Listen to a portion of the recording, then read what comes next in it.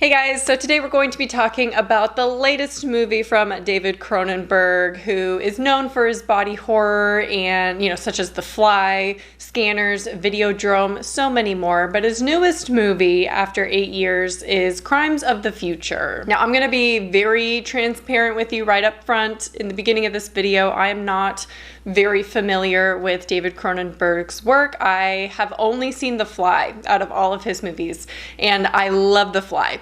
So naturally, I was very excited for this movie, and given that I like The Fly, but I don't think that's enough to really go on to be excited about this. But I did see everyone else be really excited that he was coming back and doing another body horror like this.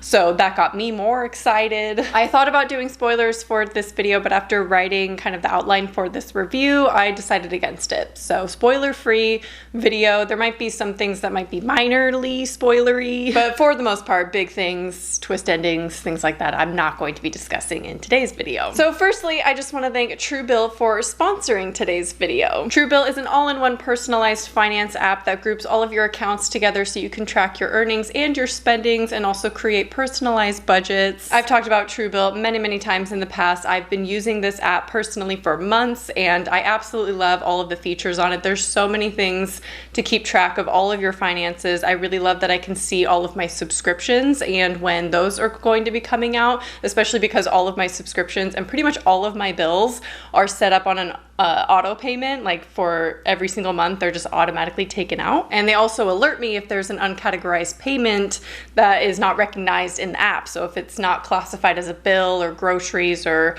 rent or something like that, it'll let me know that there's a weird charge to my account. And I really like that you can group your payments together like that in different categories. So you can also get monthly spending reports and weekly spending reports to see how much you're actually spending each week in every single category. Also, I like how convenient it is that you can cancel any of your subscriptions directly through the Truebill app, so you don't have to go to each individual website. You can just go right onto Truebill and cancel any of the subscriptions that you don't currently use. They also will lower your bills for you or negotiate your bills, so if they think that they can get you a lower price, they will let you know, and then you can just upload your bill to Truebill and they will negotiate a lower price for your bills, which is so nice. So to try Truebill out for free and to unlock even more features with premium, go to truebill.com/possessed or click the link in the video description. Okay, let's get into Crimes of the Future. So this movie follows performance artists Saul Tenser and Caprice, who perform live surgeries. Since the human species is adapting to a synthetic environment, he can actually grow organs at will. There was another group hoping to use Saul to shed light on the next phase of human evolution. There's actually multiple groups within this, which I thought was a cool idea to have different groups that utilize the different features of the human body and the weird evolution that it's going into, given that it's kind of post-apocalyptic and it's like adapting to a weird environment. This is obviously set far off in the future. Now, Cronenberg really loves this title. He loves a good Crimes of the Future title. His first film ever in 1970 was also titled Crimes of the Future, and his movie from 1999, Existence, had a working title of Crimes of the Future. So now he's finally been able to use it in a mass market or, a big budget type movie, so it'll finally be recognized. He's now used his favorite title. So the viewing experience for this was actually very interesting. For one, we were rushing to get there. It wasn't playing anywhere near me for some reason. I don't know why, so I had to go like 2 or 3 towns over to see this movie. And I'm not sure why that is. So that was the first weird thing. And then we get there, there's only one other older man in the theater that is in the seat behind us, in the row behind us, and he walked out. He walked out in the middle of it. And as soon as he left, Ryan's like, I don't think he's coming back. And I'm like, maybe he's just going to the bathroom. So, we wait like 10-20 minutes, maybe, not even that, probably like 10 minutes.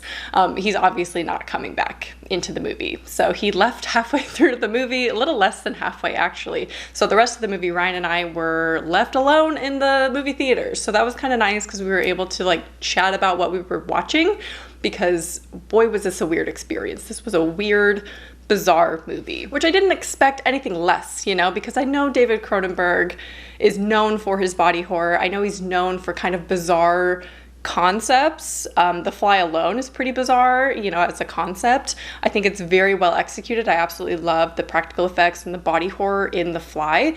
So I was kind of anticipating something similar to that. So I kind of did expect a weird movie, especially because I'd seen the trailers and there were some really strange images in the trailer. So obviously I knew kind of what I was getting into. So I'd actually heard of people walking out of the screening of the premiere of this movie. And so that honestly kind of got me excited, because you hear like, oh, it was too much for a lot of people to handle. They just walked out. And so I was kind of mentally preparing myself for really disturbing body horror, visuals, gore, things like that. But I have a feeling they didn't walk out because of those things.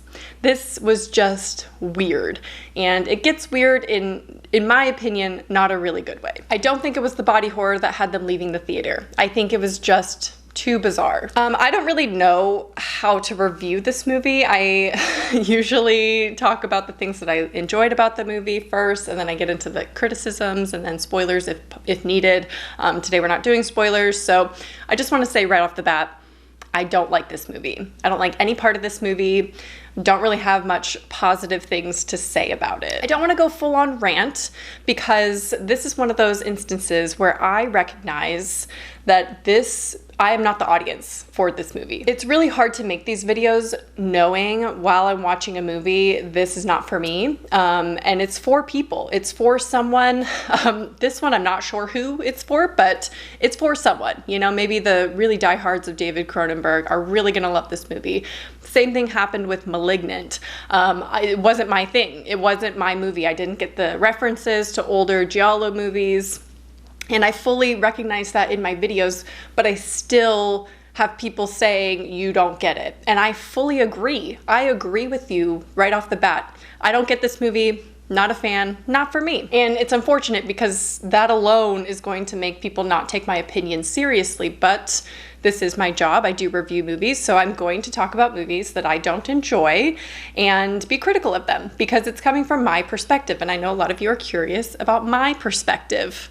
This movie's not for me. It's not, you know, I'm not the target audience for this movie. A lot of you, if you have similar taste to me, will also not be the target audience for this movie. So I will say the only thing that I really liked about this movie was the potential. I think the concept of having it be post-apocalyptic or post-evolution, like humans are evolving to a lot of plastic in the world and different things, and like different organs are being formed, possibly entire systems are being formed in the human body. I think that concept's really cool.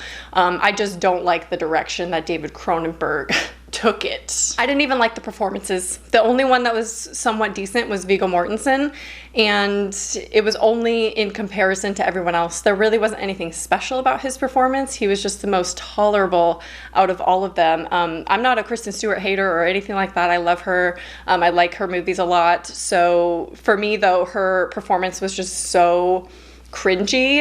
It was almost like a Wes Anderson character to me, the way that she performed this role.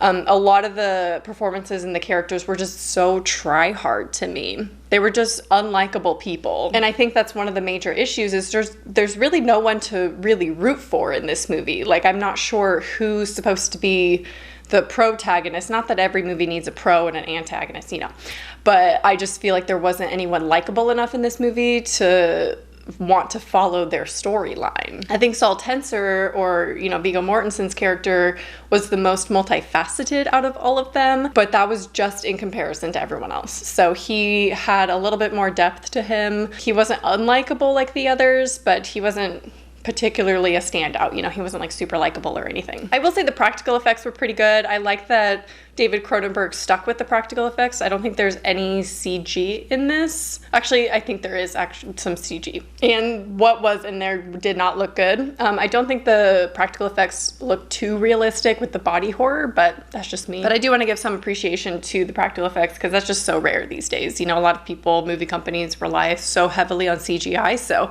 I do want to give credit that it did have practical effects. I also want to give credit that this was highly original. I always talk about how I want more original horror, and we are getting so much of that, especially this month. And this one was original. Like, I have never experienced a movie like this. I've never seen anything like it. So that's, a positive, I guess. It was a completely unique experience. I can't say I wasn't bored through some of it, because I was, but at least it was a unique thing to witness. So let's just talk about why this movie did absolutely nothing for me. First of all, it took me way too long to get my bearings. I did not know anything that was happening. I just could not follow, and this is just such a high concept for me that it, I think, just went over my head. Like, I just don't understand why. Like, what was the point, So it's too weird. I don't like how instead of going the surgical route, he went the sexual route. So there is a lot of sexuality in this movie, and I think that is enough for a lot of you to understand why I don't like this movie. The line, surgery is the new sex, is prevalent in this movie. I think that's in the advertisements too, or maybe even the caption of the movie poster or whatnot. Surgery is the new sex. People are turned on in this movie by surgery because pain no longer really exists in the human race. So they are turned on by surgery. Not sure why. Not sure why they would do that, or I don't know, but it's a little bizarre. Again, it's going to be for some people. That is not for me. I think that's too weird. I don't like the combination of horror gore with sexuality. Now, I consider myself a little bit of a prude, just being very upfront. A lot of people would probably consider me a prude, but X was one of my favorite horror movies that came out this year. So I really don't think that I'm too much of a prude. I can't appreciate a horror movie if it has sex in it. That does not faze me for a lot of the movies. I think it's the combination of the horror elements in this with the sexuality that really bothers me and is just not for me. It crossed my threshold a little bit too much, too many times. I just wasn't into it. I feel like nothing was really explained. There weren't storylines that were linked together that made sense. I think everything about the plot of this movie was so messy. There were characters I didn't even know who they were, why they were doing the things that they were doing. I had no idea, and I don't know if I was missing something in the plot. I had to look up a synopsis because I had no idea what some of the things that were happening were about.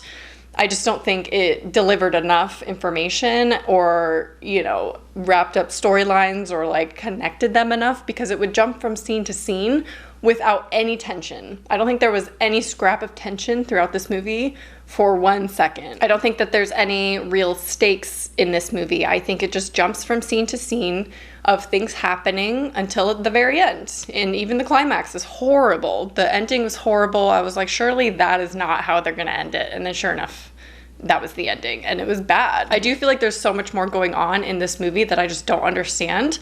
I couldn't follow. Like I said, I couldn't get my bearings in this movie because it was just so bizarre, and it did feel weird, and I just didn't get a lot of things going on in this movie, and I also wasn't into a lot of the things that I did get. Like I said, I wish they had focused more on the surgical aspect, and you'd think because this movie kind of revolves around surgery that in the human body that there would be more medical terminology, but there wasn't any of it. There was hardly anything medical or, anything about the human body really at all. There was a line where Kristen Stewart lists 3 body systems, and Viggo Mortensen's character's wow, you know a lot about human anatomy, and it's those are 8th grade, that's 8th grade knowledge. 8th grade biology, we learn about the endocrine, the lymphatic, and the digestive systems, you know what I mean? That's pretty basic human knowledge. Maybe in the future that's not common knowledge, but that doesn't make any sense because in the movie they talk about how everyone's a surgeon. Everyone does desktop surgeries for entertainment. So everyone knows about the human body.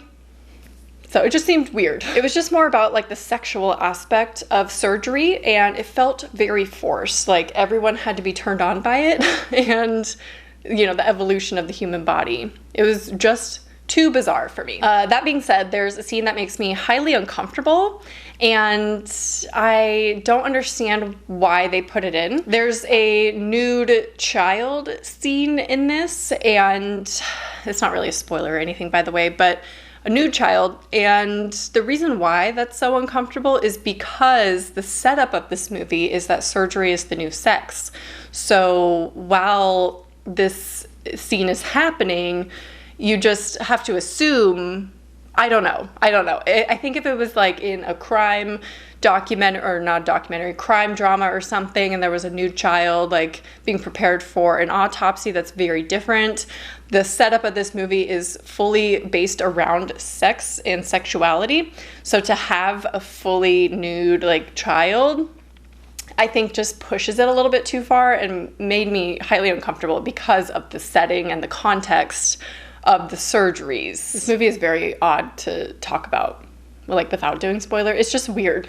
This whole thing this is the weirdest movie I think I've ever seen, like, ever. And that's probably gonna sell a lot of you on it. And that's fine. Go watch it if you want. I'm not here to stop you, but it's just, get ready. I just think that this movie is for a very specific group of people, specifically already existing David Cronenberg fans. Some people have described it as classic Cronenberg. I'm not sure about that because I don't have a lot of references. So again, this is just like Malignant. I don't have enough references to really say if this movie is good or bad. But for me personally, I will say it is bad. I did not like this movie. But again, I fully recognize and acknowledge that this was not made for me. I am not the audience for Crimes of the Future. So, you know, take my opinion with a grain of salt. If you normally agree with my opinion, maybe seek it out for yourself just to make your own opinion, because I don't know. I don't know enough about his work to really review this movie in a fair way. But as far as my own opinion goes, I hate this movie. I actually do. And it's the worst movie I've seen this year.